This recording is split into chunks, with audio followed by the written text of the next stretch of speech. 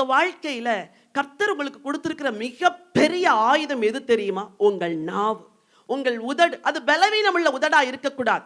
தீமோத்தேயுக்கும் தீத்துவுக்கும் பவுல் எழுதும் போது சொல்லுவார், பெண்கள் வீண் அலுவற்காரிகளாய் வீடு வீடாய் போய் பேசாதபடிக்கு அவங்களுக்கு புத்தி சொல்லு அப்படின்னு. இன்னைக்கு நீங்க வீண் அலுவற்காரிகளா இருக்கக்கூடாது.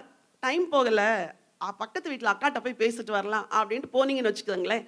அங்கே நடக்கிற கான்வர்சேஷன் நீங்கள் என்ன பேசுவீங்கன்னா கண்டிப்பாக மூணாவது அக்காவை பற்றி தான் பேசுவீங்க, அப்படி தானே?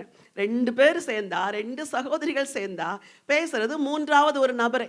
எல்லாம் பேசி முடிச்சுட்டு, சரிங்க ஜெபம் பண்ணிக்கோங்க, ஜெபத்துக்காகத்தான் இதை சொன்னேன் அப்படின்னு சொல்லிட்டு வருவீங்க. 1 மணி நேரம் பேசி முடிச்சது புறங்கூறுதல். ஆனால் அதுக்கு முற்றுப்புள்ளி எப்படி தெரியுமா வைக்கிறோம்? ஜெபம் பண்ணிக்கோங்க, ஜெபம் பண்ணுறதுக்கு தான் சொன்னேன். No no no no. இப்படி ஒரு வாழ்க்கையை ஆண்டவர் உங்கள்கிட்ட எதிர்பார்க்கவே இல்லை. சிஸ்டர், அந்த 1 ஹவரில் நீங்கள் போனீங்கல்ல, எனக்கு ஒரு 1 ஹவர் இருக்குது, நம்ம 2 பேர் கொஞ்சம் சேர்ந்து ஜெபம் பண்ணலாமா வாங்க அப்படின்னு கூப்பிட்டு அவங்களோட ஜெபிச்சிருந்தீங்கன்னா எத்தனையோ காரியத்தில் ஆண்டவர் விடுதலை தந்திருப்பார். ஹல்லேலூயா. பெண்ணே, உன் வாயின் வார்த்தைகள் பலவீனமா இருக்கக்கூடாது. சிலருக்கு வாயை திறந்தாலே யாரை பற்றியும் புறங்கூறுகிறதா வரும். அன்னைக்கு சர்ச்சில் என்ன பாட்டு பாடினாங்க, தூக்கம் வர்ற மாதிரி பாடினாங்க. இன்னைக்கு என்ன பிரசங்கம் பண்ணாங்க, ஐயோ அவங்க இப்படி சொன்னாங்க, இவங்க இப்படி சொன்னாங்க.